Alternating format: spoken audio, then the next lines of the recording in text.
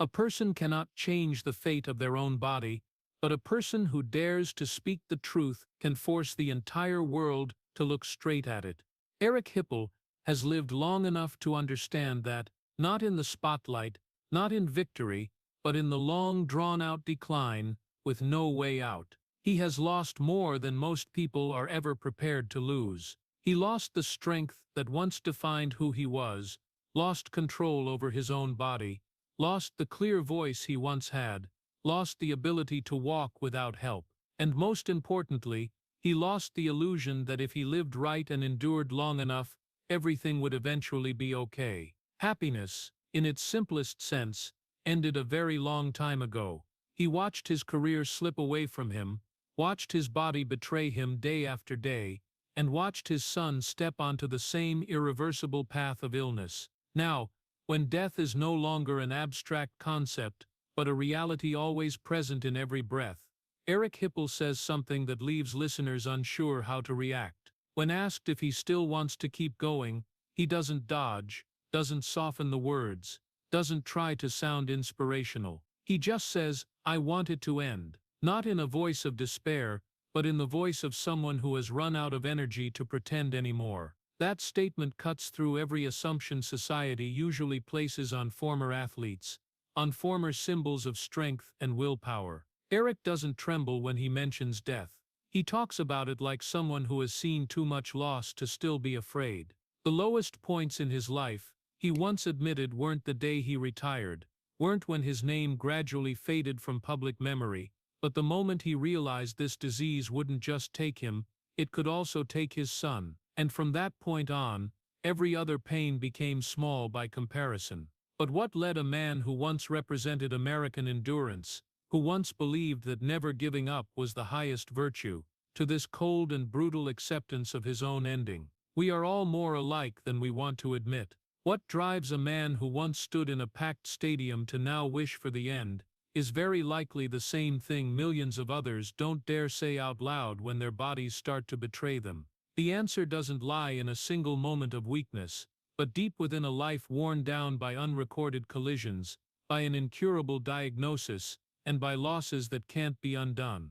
This isn't a softened version made easier to accept. This is the raw truth about what happens when life doesn't kill you right away, but stretches out the pain until existence itself becomes a burden. This is the story of a man who learned that sometimes the greatest courage isn't continuing to fight against all odds, but daring to look straight at the approaching end and accepting it without lying to yourself. The journey to this moment began a very, very long time ago, long before Eric Hipple ever heard the two letters ALS, and long before he understood that some lives don't end in victory, but in truth. If you want to understand why a man who once represented America's strength and willpower reached this moment, hit subscribe to keep following the journey behind that statement. Eric Hipple's youth didn't begin with tragedy, nor was it marked by fate-altering falls, but by a long, quiet process where discipline was seen as the highest virtue and endurance was the measure of a man's worth. He grew up in an environment where emotions were rarely named, where complaining about pain was considered weakness, and where every bruise, every hit was simply seen as an inevitable part of growing up. No one told Eric he had the right to stop. No one taught him how to recognize his own limits. What he was taught was very simple and very American. If you're knocked down, get back up. If it hurts, grit your teeth and bear it. If you want respect, don't complain. In that world, sports weren't just games. They were a ritual for forging character, where honor was tied to the ability to stay silent in the face of pain. Eric learned to throw himself into contact from a very young age, learned to believe the body was made to be tested, and that a man's value was measured by how much damage he could take without whining. Long practices, hard falls, days coming home with an aching body but a calm face, all of it was considered normal. Adults praised him when he didn't complain, coaches trusted him when he didn't back down, and Eric soon understood that silence was the rewarded language. No one asked how he felt after a straight shot to the chest, after times when his head spun from impacts, because in that value system, feelings were secondary, duty was the core. Eric wasn't taught that the body could betray you, that some injuries don't heal, that endurance isn't infinite. He was only taught that if you endured long enough, everything would pass. And for many years that belief seemed true. Eric got stronger, faster, tougher. Sports opened a path for him, brought recognition, brought a sense of belonging to something bigger than himself. On the field he learned to sacrifice his body for the team, learned to put himself in danger for the common win, and learned to see pain as something necessary to prove his worth. There was no room for hesitation, no room for retreat. Every time he kept playing despite his body protesting, he was praised for his grit. Every time he swallowed the pain and kept going, he was called a man. But right in that process, a quiet tragedy was forming in the background, not loud, not dramatic, unnoticed by anyone. Eric was very well prepared to endure pain, but completely unprepared for the day when pain stopped being a phase and became a permanent state. No one told him there would come a time when the body wouldn't just hurt, but would start taking back control. No one taught him how to face decline, because in the world of sports and honor, decline was a concept pushed to the margins. People talked about winning, about recovery, about coming back stronger, but no one talked about losing bit by bit with no chance to get it back. Eric grew up believing that if you were tough enough, any challenge could be overcome, and that very belief, the one that once took him so far, later became his heaviest burden, because it left him with no language to name the pain, when pain could no longer be endured by willpower alone. The tragedy of Eric isn't that he was taught wrong, but that he was taught too correctly according to the standards of his era.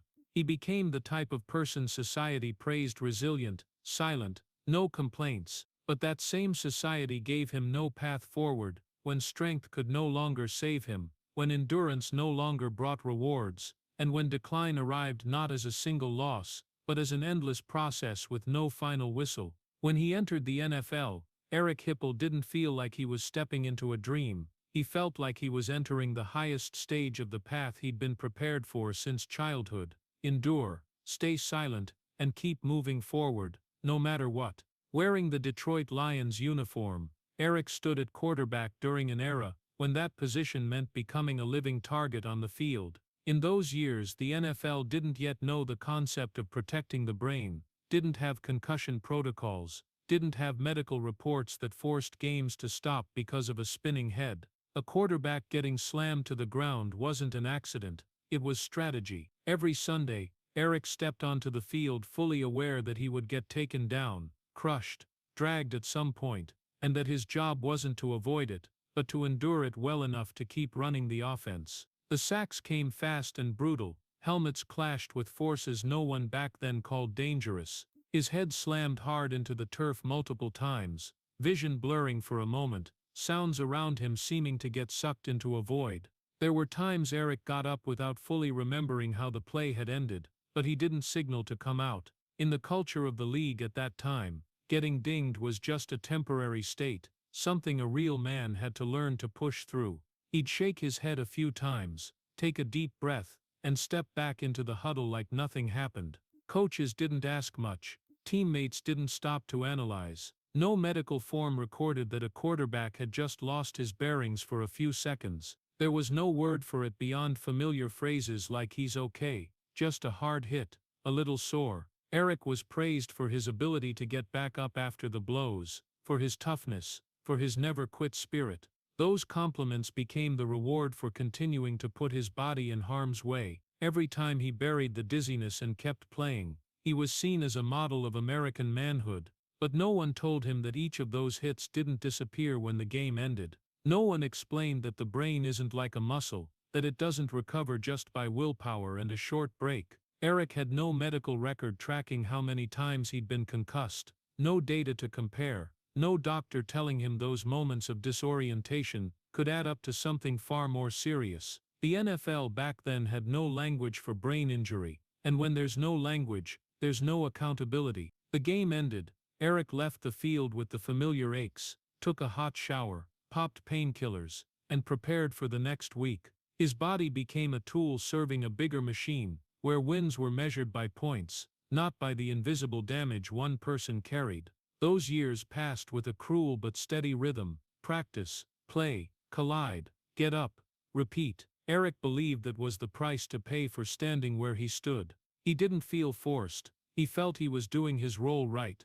But right in that normalization of pain, a bigger tragedy was quietly taking shape. Every blow he powered through without medical recognition was a small piece of his future. Every time he was taught that getting up mattered more than understanding what he'd just gone through, was another step down a road no one had mapped. The NFL taught Eric how to fight, how to take hits, how to keep playing when his body objected. But the NFL didn't teach him how to live after the game was over. That system needed men like Eric, for as long as they were still useful, but it didn't prepare them for an answer when the body finally started collecting on the debt that had been deferred too long. When the stadium lights went out, when the cheers faded, those hits didn't vanish with the crowd. They stayed quiet, unnamed, undiagnosed, unwarned. Eric Hipple left the field believing he'd overcome everything he needed to overcome. He didn't know that the hardest part wasn't in the sacks he'd taken, but in the fact that no one had ever taught him how to survive after his body had absorbed enough blows it was never supposed to carry alone. The hits didn't stop on the field.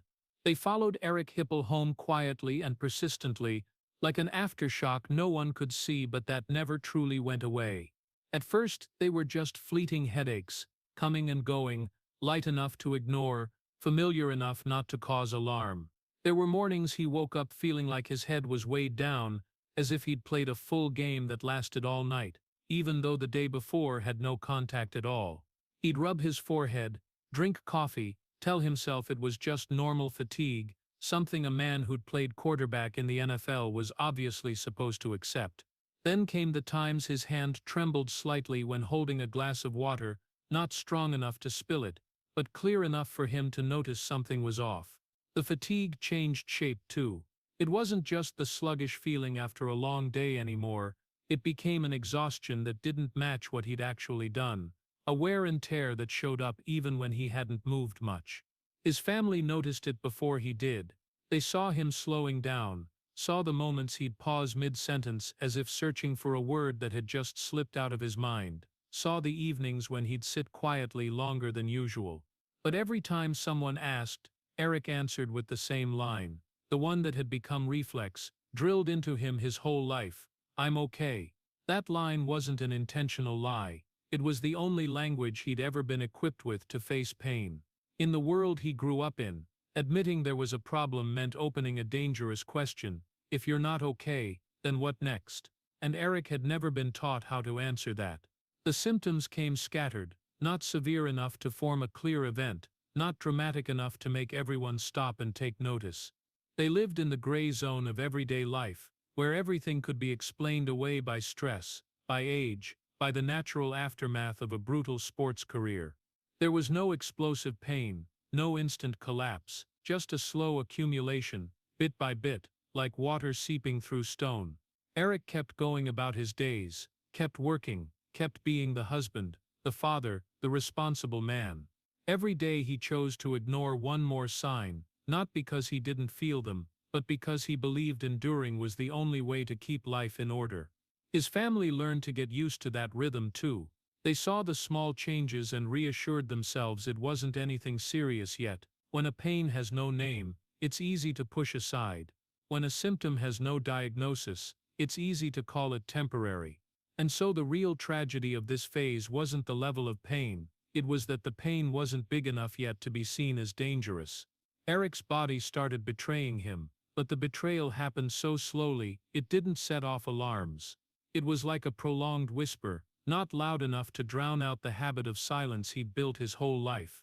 Every time he said "I'm okay," he wasn't just reassuring others, he was reinforcing his own belief that he still had control. But that very belief kept him moving forward, without realizing he was stepping into entirely different territory, where willpower was no longer the deciding factor. Those years had no climax, no moment to recount as a clear story. They just existed as a long transition, where on the surface everything still functioned, but underneath it was quietly cracking. The pain hadn't become an event, so no one named it. And when a pain isn't named, it has time to grow, to take root, to prepare for the moment when silence could no longer cover it. When his career ended, there was no grand moment marking Eric Hipple's exit from the biggest stage of his life, just a quiet transition, almost unnoticed by anyone. No more packed Sundays with crowds, no more bright lights shining down on the turf, no more cheers rising every time he stepped onto the field with the ball in his hands. Instead, there were quiet mornings, familiar roads, ordinary routines that millions of Americans still lived every day. On the outside, Eric blended into post-NFL life fairly easily. He worked, talked, joked, kept being the husband, the father, the middle-aged man trying to live right. But one thing didn't come back with that normalcy: his body. It no longer operated the way it used to, no longer responded the way he'd been used to his whole life. The fatigue didn't disappear when life slowed down. In fact, it became more obvious in the quiet. When there was no stadium noise to drown out the discomfort, Eric started hearing his body in a different way. He realized silence could expose things the cheers had once hidden. There were days he woke up feeling like he'd just played a full game, even though the day before had no heavy activity. There were moments he'd stop in the middle of a simple task, trying to remember what he was about to do next. No one called it an illness, no one saw it as a warning sign, and Eric didn't allow himself to think otherwise. He believed this was just the price for all those years of playing, for a body that had been pushed to its limits. Retirement, for many people, was when the body got a chance to recover, but for Eric it was when everything started to show. When there were no more short-term goals, no next game to focus on, the decline was no longer delayed by adrenaline and duty. It appeared in small details, in everyday moments, and because of that it was easy to overlook. His family saw him slowing down, but like him, they believed this was normal after a grueling career. There was no panic, no rush to find answers. Life kept going with an appearance of stability, and the decline happened alongside it, quietly, without sound. The tragedy of this phase was that nothing was big enough to make anyone stop. No clear fall, no fierce pain forcing him to the hospital, just a vague sense that things were shifting a little, day after day. Eric kept living as if he still controlled everything, as if just a little more patience, and his body would listen again. But the truth was that once the crowd left, and the stadium became only a memory, Eric had to face an enemy with no clear shape, one he couldn't dodge with technique, couldn't defeat with willpower. The silence didn't bring the rest he'd expected. It became the space where invisible injuries had time to spread. And in that absolute silence, no one realized that Eric Hipple's real decline had begun, not as a sudden collapse, but as a slow draining process, where every passing day took away another small piece, and never gave it back. The diagnosis moment didn't come like people usually imagine a major life event.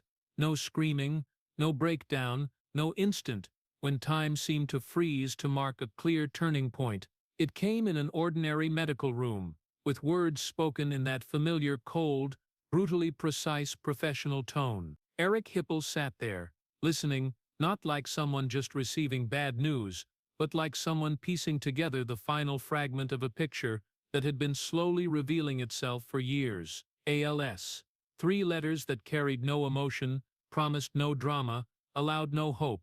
No one in the room cried, no one shouted, and it was precisely the absence of reaction that made the moment heavier than any emotional outburst could. Eric didn't ask why me, because that question no longer had meaning. He didn't ask can it be cured, because the way the doctor looked straight at him answered for everything. Instead, in his mind there was only a quiet but complete shift. Every plan that had ever existed, every intention ever sketched for the years ahead, suddenly became meaningless, not because they weren't good, but because there was no longer room for them to exist. Before that, Eric had still lived in a gray area, believing that if he was patient enough, if his body got enough rest, things could gradually stabilize. That diagnosis erased the gray area. It didn't bring an enemy to fight, it brought an irreversible timeline.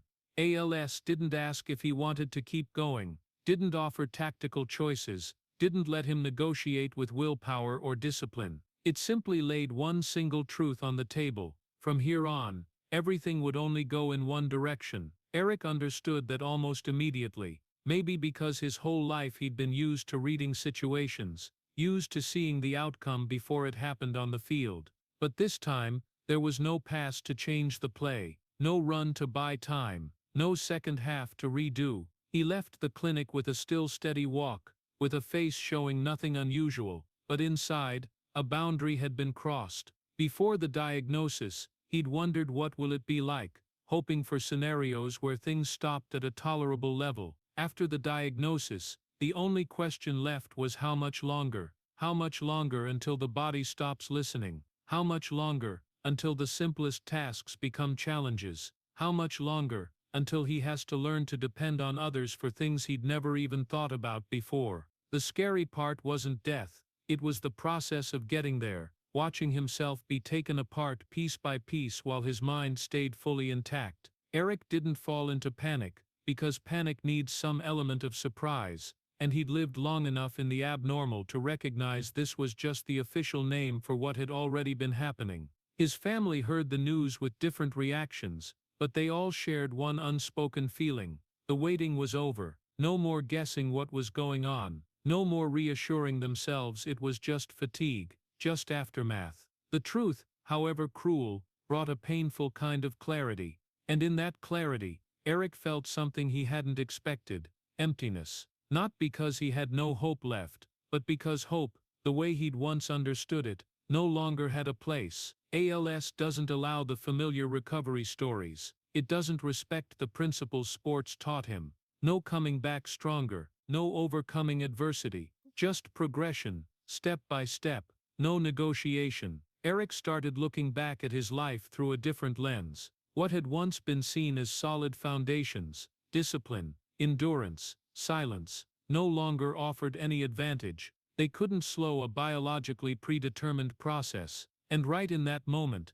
he realized something more painful than the disease itself. He'd been very well prepared to fight, but completely unprepared to accept. The ALS diagnosis didn't just erase the future as a series of specific plans, it forced Eric to face a new kind of time, where each passing day was no longer measured by achievements, but by the degree of loss. He began to realize that from here on, every question about what's next had to give way to a colder but more honest one. What will my body take away today? There were no tears that day, because tears are usually for things that can still change. Here the change was already defined. The only thing left was learning how to live in a future that had been wiped blank, where every unfulfilled plan wasn't due to lack of will, but because time was no longer an ally.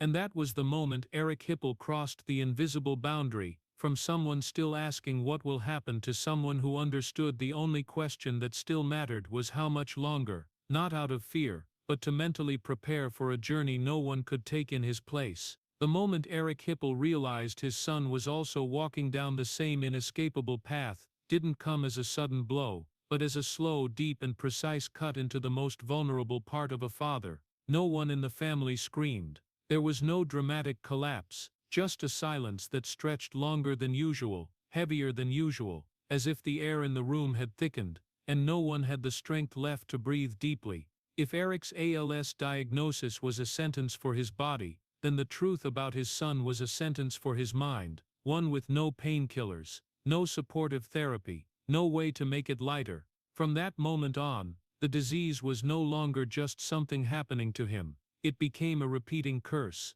a closed circle he could not break. As a father, Eric had lived his whole life believing his job was to protect, to shield, to stand in front when something dangerous approached. He'd done it on the field, throwing himself into hits so his teammates could stay safer. He'd done it in the family, trying to keep everything stable, quietly carrying problems so others wouldn't have to worry.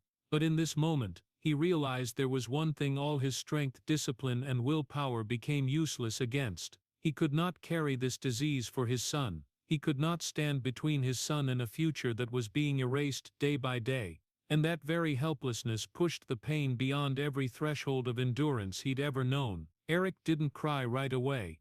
This pain was too big to be released through tears. It existed like a heavy weight pressed straight onto his chest, making every breath harder, not because his lungs couldn't handle it, but because his mind had no room left to dodge. He began looking back at every past moment with his son through different eyes, the small signs that could have been overlooked before, the seemingly harmless fatigue, the subtle changes in movement, in voice. Now they stood out as belated warnings, and along with them came an unshakable guilt.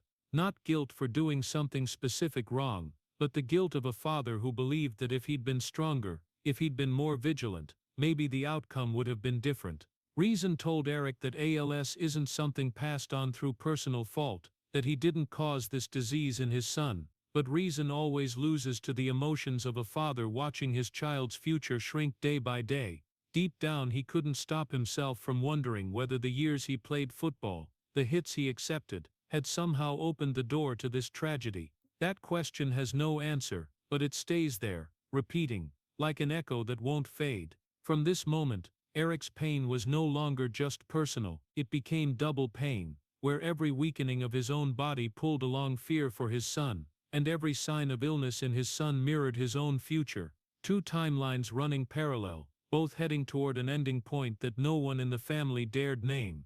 Eric tried to hold on to the role of the strong father, tried not to let his despair show, but the truth was there were nights he didn't sleep, not from physical pain, but because his mind was trapped in a loop of unavoidable scenarios. He understood this disease would take from his son the things a young person should have: the freedom of his body, the sense of independence, the belief that the future is still wide open, and understanding that from a father's perspective hurt many times more than understanding it for himself. If before he could still talk about ALS as a personal challenge, from that day forward, every word felt too small. This was no longer the story of a man in decline. This was the story of a father forced to watch the tragedy repeat itself in his own bloodline, with no way to intervene. In that moment, he realized some pains aren't measured by intensity, but by absolute helplessness. The greatest loss wasn't losing his health, it was losing the role of protector, losing the ability to tell his son everything will be okay. Eric no longer dared promise that, because he'd seen the road ahead too clearly.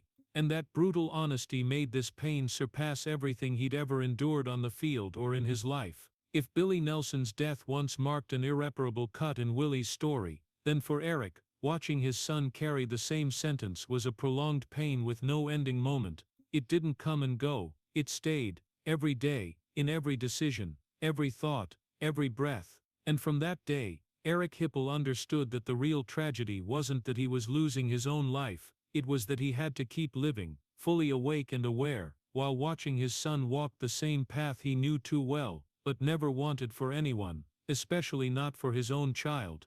After the day Eric Hipple realized his son was also walking down the same no-way-out path, his body was no longer just a vessel holding illness. It began turning into a true prison, where every passing day brought a new rule of loss.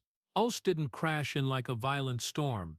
It entered his life with a slow, cold, non-negotiable rhythm. At first it was shorter steps, moments when he had to stop in the hallway to regain balance, not from tiredness, but because his legs no longer fully obeyed commands. He'd once run on the field with hundreds of pounds of pressure crashing into him, dodged tackles in split seconds, believed movement was instinct that needed no thought. Now every step became a deliberate decision. Every time standing up came with a silent question: will my body allow this today or not? His family started noticing the changes more clearly when Eric needed to hold on to chair arms, railings, someone else's arm to move safely. No one said it out loud, but everyone understood this was no longer a phase that could be denied.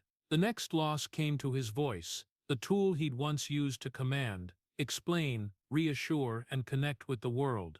At first it was swallowed words, sentences that had to be repeated, because no one could hear clearly. Then his voice grew weaker, no longer carrying enough force to fill a room. For someone who'd been used to controlling the pace of a game with just a few signals and short commands, not being able to finish a full sentence became a quiet form of humiliation. Eric didn't get angry, didn't complain, he just slowed down, spoke less, chose silence more, as if silence was the only way to hold on to dignity in a world that was gradually taking away his voice. But the biggest loss wasn't in his legs or his voice, it was in autonomy, something he'd once taken for granted. The smallest everyday tasks started slipping out of his control: buttoning a shirt, holding a spoon, standing up from a chair on his own. Every time he had to ask for help, Eric felt like a piece of his identity was being taken, not loudly, but decisively. He'd been used to being the one responsible, the one who didn't need anyone, the one others turned to for support. Now that role reversed, not because he was weak in spirit, but because his body no longer allowed him to maintain it. Ulce didn't just weaken muscles, it redefined Eric's relationship with the world around him. He began living on a schedule, adjusted to his body's capacity, not to his wants. Each day was measured by what he could still do, not by what he wanted to do. There were mornings he woke up feeling trapped inside his own body, fully alert, fully aware, but unable to act accordingly. It was a especially cruel form of imprisonment, because this prison had no visible bars, no specific jailer, and no possibility of escape.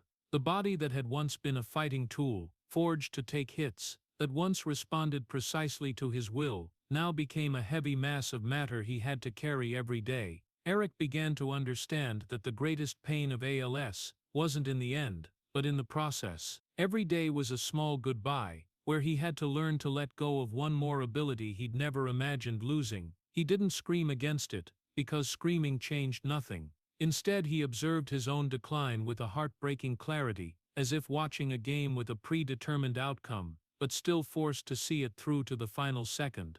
His family stayed by him through every transition, but no one could truly step inside that experience. Only Eric understood the feeling of a sharp mind trapped in a slowing body, of thoughts still racing, but unable to turn into action. There were times he looked at his hands, once strong, once reliable, and realized they were no longer allies. That betrayal wasn't dramatic, but prolonged, erosive, and it didn't allow him to forget even for a moment. Eric's physical tragedy wasn't constant pain, it was having to learn to live in a body that no longer belonged to him, a body that set limits on every aspect of life. He wasn't stripped of dignity outright, but forced to redefine it in a context where autonomy was no longer the default. And right in that transformation, Eric Hipple faced a truth no stadium ever prepared him for. Some battles don't end in victory or defeat, but in continuing to live inside a prison shaped like your own body, where every passing day is a test of patience,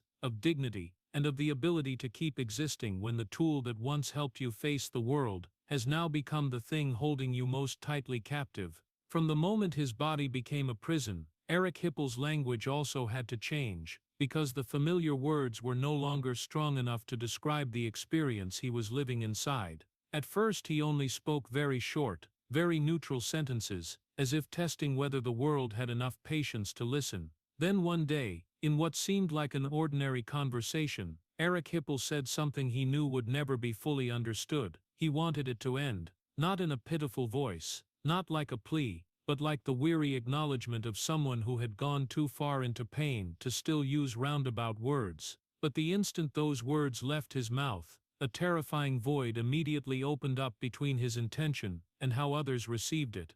His family was the first to react with fear. They heard those words and saw images of death, of giving up, of an irreversible end flashing before their eyes. How could they not be afraid, when they had watched him lose one ability after another, one part of himself after another, day after day? To them, wanting it to end sounded like one more step down a road no one wanted to name. They worried. They tried to pull him back with reminders of love, of family, of reasons to keep going. But what made the pain more complicated was that Eric wasn't saying he wanted to die, he was saying he wanted this process to stop, and between those two things was a moral distance that very few people were willing to step into in order to listen. When those words leaked beyond the family, they were quickly distorted by the public's familiar oversimplification. The media tried to fit it into easy-to-understand, reaction-provoking headlines. A former NFL quarterback says he wants it to end. That was enough for people to rush to label him as despairing, surrendering, or even weak. In a culture built on stories of overcoming adversity, people didn't know what to do with someone who no longer wanted to fight the way they expected. The public heard those words and reacted with confusion or judgment, because they lacked the language to distinguish between wanting to die and wanting to end a form of existence that had become torture. Eric saw that misunderstanding, but he didn't rush to correct it. Maybe because he understood that not everyone was ready to hear this truth, and not everyone had the patience to sit with it long enough. For him, wanting it to end didn't come from being tired of living, it came from exhaustion. It was the desire to stop losing, to stop watching his body betray him day after day, to stop forcing the people he loved to watch that decline in helplessness. But how do you say that in a neat sentence when society's language itself isn't designed to hold experiences like this? Eric realized that the greatest pain in this phase wasn't just the physical or mental pain, it was the moral pain, where every statement he made risked being misunderstood. If he stayed silent, people assumed he was enduring well. If he spoke out, people assumed he was giving up. There was no truly honest choice that didn't come at a cost. His family tried to learn how to listen to him without panicking, but that required them to face their own fear of the end, of being unable to protect him from what was coming. The public was even harder, because they didn't live with him every day, didn't witness each ability being taken, each boundary being pushed back. They only saw one statement, and reacted according to familiar patterns. Eric gradually understood that no words were precise enough to convey this experience without being distorted. He wasn't seeking agreement, nor was he seeking permission. He just wanted his truth to exist without being condemned. But in a society that loves clear stories, his desire lived in an uncomfortable gray area, with no simple answers. The tragedy of this part of his life was that Eric had to carry one more burden, not the burden of illness, but the burden of being misunderstood. He had to live in a body that no longer belonged to him, while also living in a moral space where every word he spoke could become evidence against him. And it was in that isolation that he began to realize wanting it to end wasn't a declaration of death, it was an imperfect way of talking about a prolonged pain with no stopping point, a pain that society had never learned how to listen to, because listening to it meant admitting that not every fight should be prolonged at all costs. In the moment Eric said he wanted it to end, another invisible weight immediately fell on his shoulders, not from the disease, from the very culture that had nurtured him his entire life. America loves stories of never giving up. America honors those who get back up after a fall, who grit their teeth through pain and keep moving forward. That's the myth that created heroes, champions, symbols of human will. Eric Hipple was the perfect product of that myth. He grew up believing that retreat was weakness, that pain was just an obstacle to overcome, that a man's honor was measured by his ability to keep fighting when everything was against him. But ALS isn't a game, and that's exactly what makes Eric's pain so uncomfortable, that society doesn't know where to put it. There's no opponent to defeat, no strategy to adjust, no next quarter to turn the tide. ALS doesn't reward courage, nor does it punish weakness. It simply keeps advancing regardless of the will of the person carrying it in their body. And in a culture accustomed only to telling winning stories, Eric was caught between two opposing pulls, the honor of not giving up, and the brutal reality of a pain that couldn't be beaten. Every word of encouragement he received, even when well-intentioned, unintentionally deepened the wound. "You're so strong. You've overcome worse things. Don't give up." Those words once helped him get up on the field, once made him feel valuable. Now they became linguistic cages, keeping him in a role his body could no longer perform. Eric understood that people didn't mean harm, but he also recognized that their kindness was built on a false assumption that all suffering can be overcome if you try hard enough. ALS shattered that assumption cruelly. It doesn't care how hard you've tried, how righteously you've lived, how much you've given. And that's why Eric's story became something uncomfortable for the American myth. It forced people to confront the possibility that sometimes continuing to fight is no longer the noblest action. Eric didn't want to abandon honor, but he also couldn't deny his own lived experience. He was trapped in a moral no man's land, where if he silently endured, he was praised as resilient, but if he spoke the truth, he was seen as undermining the collective spirit. The societal tragedy lay there, a culture so accustomed to cheering strength that it didn't know how to listen when strength ran out. Eric didn't need pity, nor did he need to be saved from himself. He needed a space where his words weren't immediately referred to failure or surrender. But that space barely existed in a society where every story has to end in victory. When Eric spoke about wanting it to end, he wasn't betraying the values America honors, he was only touching their limit. He forced them to face the question they always avoid: what happens when willpower is no longer enough to change the outcome? Instead of answering that question, society chose to push it to the margins, attaching easier-to-handle labels to Eric. And in the process, his pain wasn't just the pain of someone with ALS, it became the pain of a human being who couldn't find fitting language to exist within the myth that once lifted him up. Eric Hipple wasn't crushed by the disease alone, he was crushed by the collision between his lived reality and a culture unequipped to accept that some people don't give up. They simply reach the place where continuing to fight no longer brings dignity. After realizing that silence only made his pain more misunderstood, Eric Hipple reached a decision that his lifelong instincts had always avoided. He spoke out, not with anger, not with accusations or legal threats, and not out of a desire for revenge against a system that had profited from his body and then turned its back. Eric spoke out slowly, carefully, almost cautiously, as if every sentence had to pass through a very strict moral filter. He understood that one careless word could be turned into a slogan, into controversy, into another battle he no longer had the strength to fight. So he chose raw truth, no embellishments, no softening, no attempt to make it easier to swallow. Eric talked about ALS exactly as it was, an incurable disease, a process of dismantling a person from the inside, and an experience that no myth about willpower could lighten. He spoke about the days when his body no longer obeyed, about the nights lying awake staring at the ceiling wondering what he'd lose tomorrow, about the fear, not of death, but of prolonged decline. When he spoke there was no drama, no displayed tears. That very calm made his words uncomfortable, because it gave listeners no chance to escape through fleeting emotions. Eric didn't ask for sympathy, he didn't apologize for making others uneasy. He simply placed the truth there like a heavy object, forcing anyone standing before it to decide whether they had the courage to look straight at it or not. For many people, it would have been easier if Eric had stayed silent, if he'd continued playing the role of the resilient former athlete enduring with honor.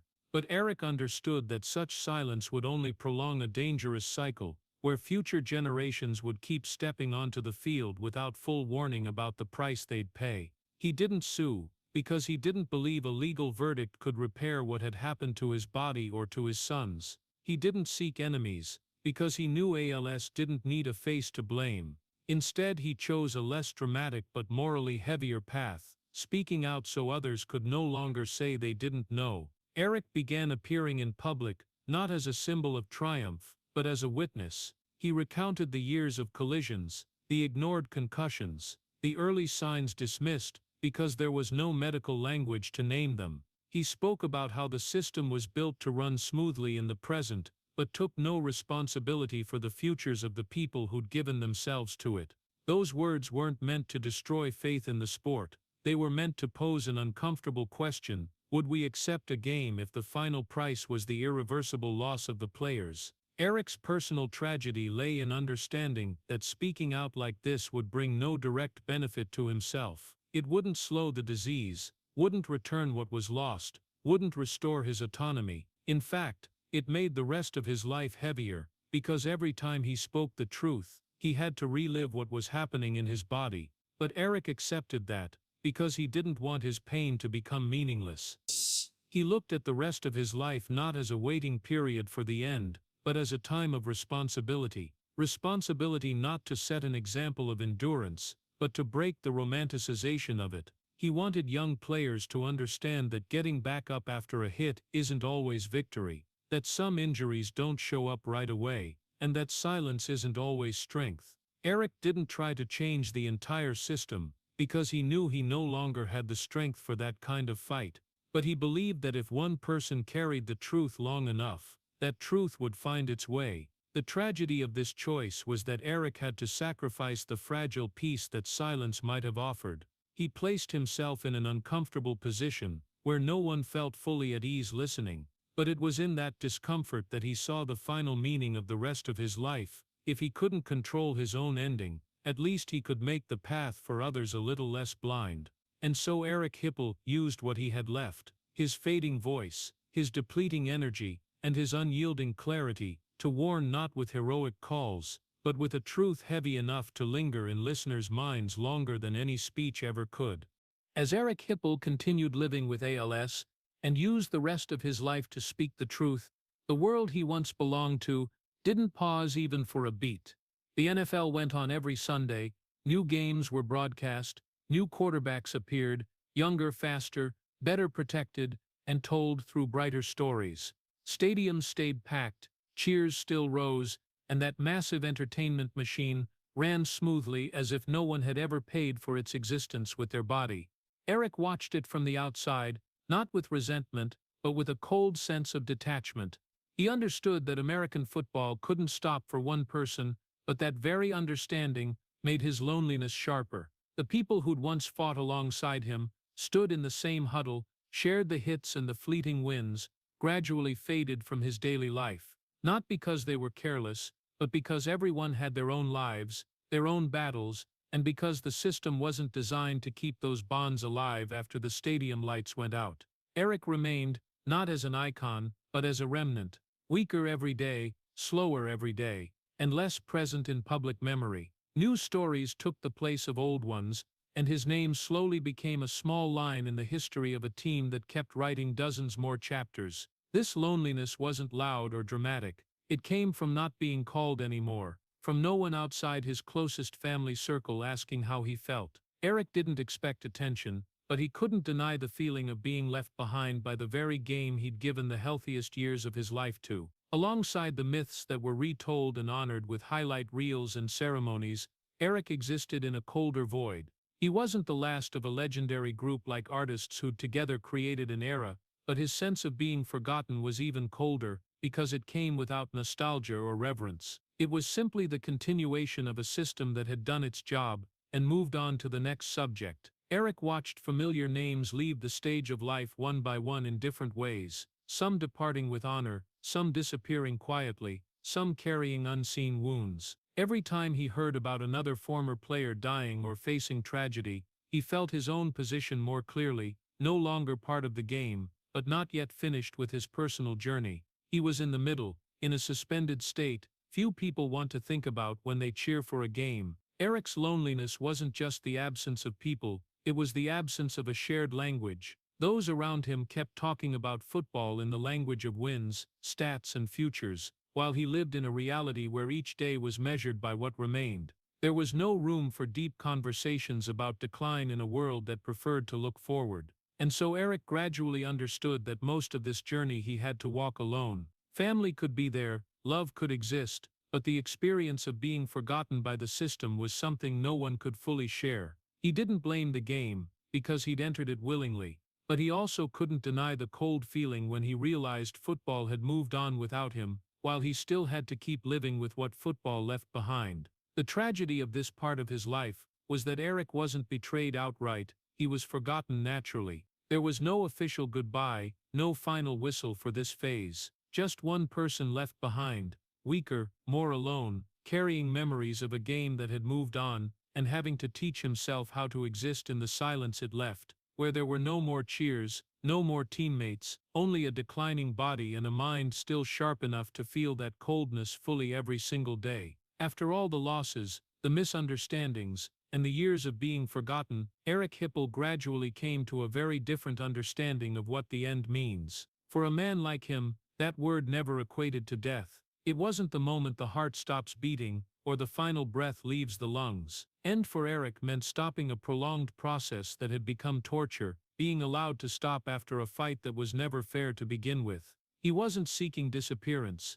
He was seeking release from having to watch his body be taken apart piece by piece every day, while his mind remained cruelly awake. For Eric, the end wasn't the negation of life. It was a moral boundary, where continuing to exist no longer carried the meaning of living, but only prolonged suffering. He looked back over his entire life, and realized he had followed every standard society set for a real man: no complaining, no quitting, no running away. He took hits on the field, took silence when his body began to betray him, took the looks of misunderstanding when he spoke the truth. But ALS forced him to ask a question his whole life had never permitted. Is there a limit to endurance? In a culture that always glorifies moving forward at all costs, Eric began to understand that sometimes dignity lies not in continuing, but in being allowed to stop.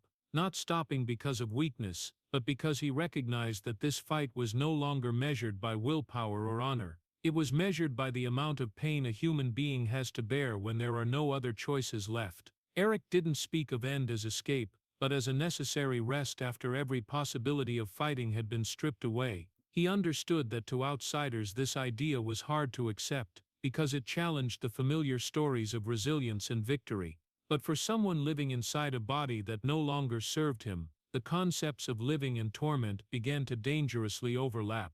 Eric didn't deny the value of life, he simply refused to sanctify its prolongation in every circumstance. He believed there was a profound difference between living and merely existing in endless pain. When he spoke about the end, he didn't speak with bitterness or defiance. He spoke like someone who had thought about it long enough to understand that some fights don't end in victory or defeat, but in the acknowledgement that the rules of the game were wrong from the start. ALS gave him no chance to turn the tide, offered no reward for his toughness. It simply kept taking steadily and without emotion. In that context, wanting end became a way to reclaim one last piece of autonomy, the right to define the meaning of the days he had left. Eric's philosophical tragedy was that he didn't lose his love for life, he lost the ability to live it without constant harm. He still loved his family, still cherished the small moments, but he also understood that each of those moments came with an ever higher price his body had to pay, and at some point,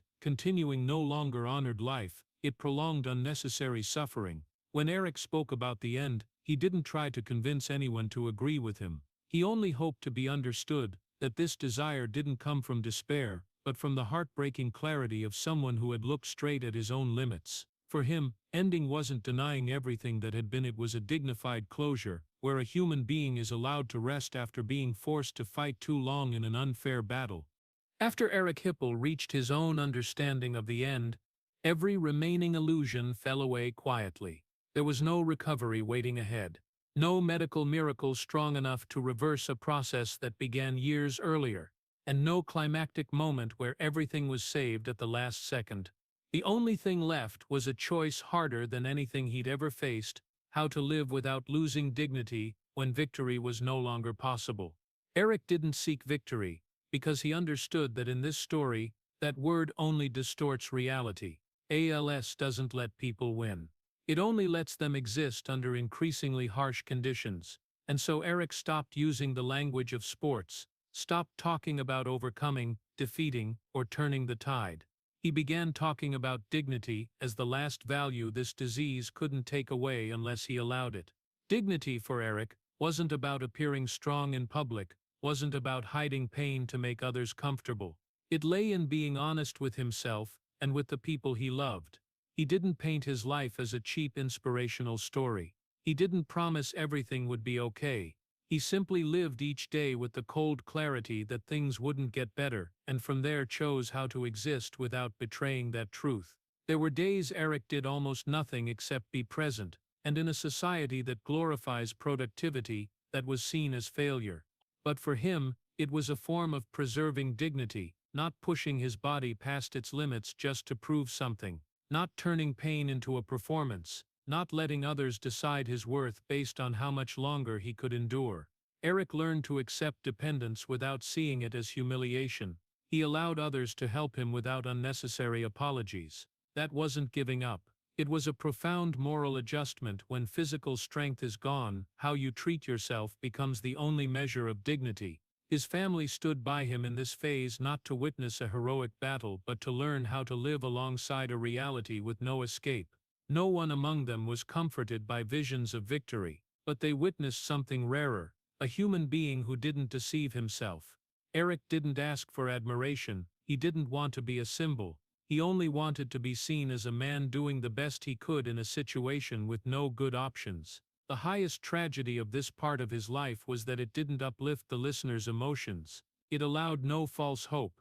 It preserved only one fragile but steadfast thing: human dignity, when everything else has been taken away. Eric didn't let the disease define his worth, but he also didn't deny its power. He lived in a delicate balance between acceptance and clarity, where every decision was weighed not by the question "how much longer can I endure," but by "how much longer can I live true to myself." There is no victory in this story to celebrate.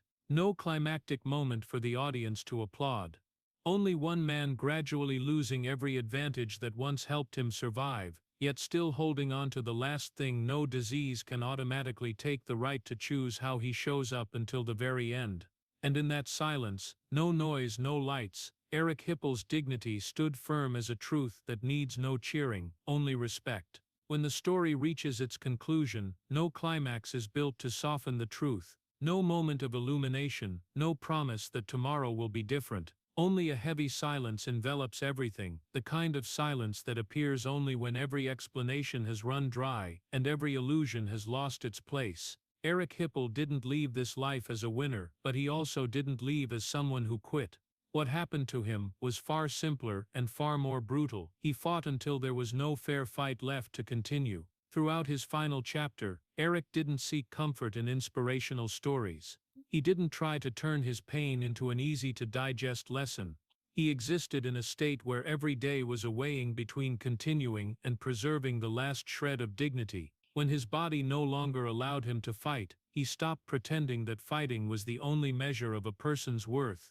That wasn't surrender, it was the final clarity of a man who fully understood the cost of continuing when the rules of the game had become completely unjust.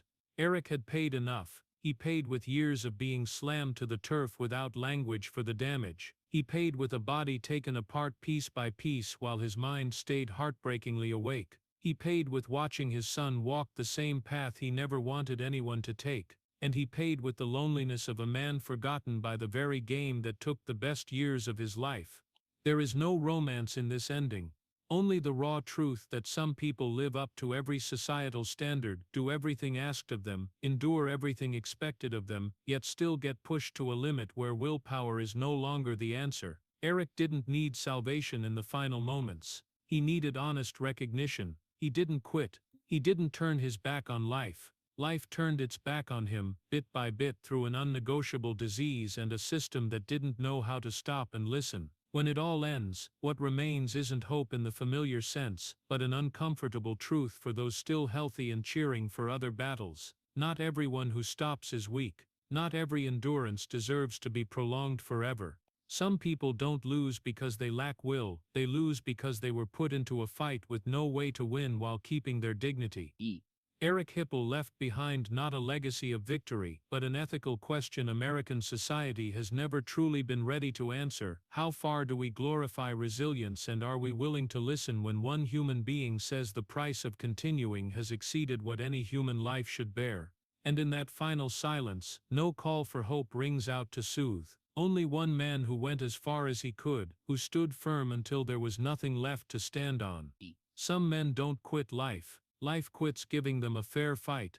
The story of Eric Hipple leaves behind a very particular kind of painful echo, not because it ends in death, but because it forces the reader to confront a truth that American society often avoids. Some people don't fail because they lack willpower, but because they were pushed into a fight with no fair rules left. Eric was once the perfect model of the American spirit: discipline, endurance, no complaints, willing to sacrifice his body to fulfill his role on the field.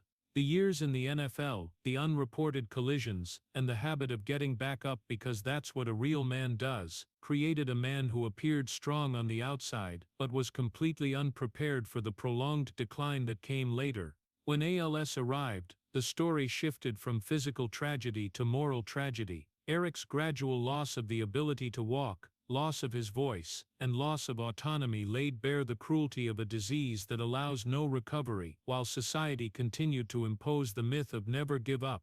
The most painful peak came when his son was also diagnosed with ALS, a detail that showed the tragedy was no longer personal but had become a haunting family burden, where a father had to live with absolute guilt and helplessness. What makes Eric worthy of respect isn't that he beat the disease, but the way he chose to live the rest of his life with honesty and dignity. He spoke out, not with anger or lawsuits, but with raw truth, accepting being misunderstood in order to warn others. The lesson this story holds for Americans isn't to endure more, but to learn how to listen when a human being says they have reached their limit. A human society doesn't just glorify strength, it must also respect the dignity of those who are about to break, because sometimes the greatest courage isn't continuing to fight, but daring to speak the truth about the cost of continuing. If the story of Eric Hipple has made you reflect on the quiet price of resilience and human dignity, please subscribe to the channel so we can continue listening together to the stories that haven't yet been fully told. Thank you for staying until the very last moment, and we'll see you in the next video, where we'll keep facing the hard truths that need to be told.